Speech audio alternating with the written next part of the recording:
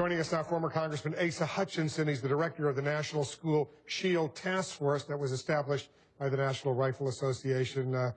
Hutchinson, thanks very much for coming in. Good to be with you, Wolf. Your mission was to try to protect kids at schools. One of the proposals not included in your mission is one widely supported by the American government, the American public, I should say, universal background checks. Wouldn't that help protect kids if there were universal background checks? Well, we don't know.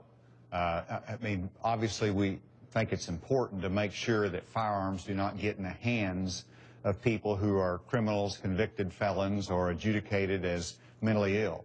Isn't that a good way to check that out, is if there's background checks? Well, that's the purpose of background checks, and one of the issues is making sure there's enough information in the system. But the point being, that is a fair debate that's ongoing. Our mandate was to deal with the issue of inside the four walls of the classroom, the school property, for safety, because you can have your background checks, you can have all kinds of side issues, or gun control will not make a difference for the safety in the classroom because you've always got vulnerabilities there. But if fewer people get access to those guns because of more thorough background checks, that would protect kids.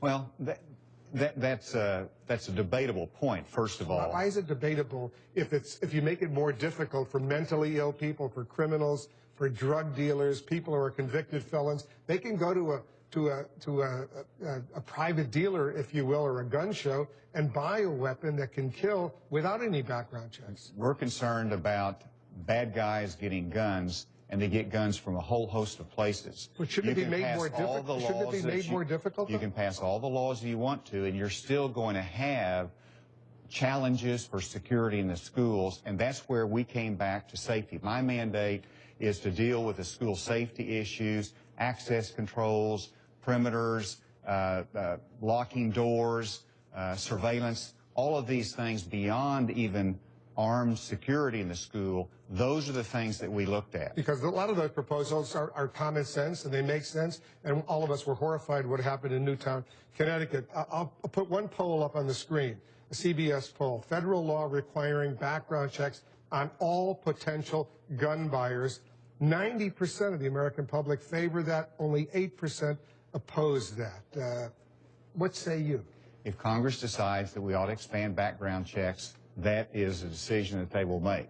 On my task force, we had varied opinions on that issue, but it was not the focus of our task force. And so it's if you're looking at my personal opinion on background checks, I hope Congress can look at a way to do better in having good records in the NICS system, or the system that does the background checks, so that we actually have information as to who's been adjudicated mentally ill, that we can have information, better information on convicted felons, and that we make sure that when someone purchases a firearm, that it's going to someone that's qualified to own it. We're all for that.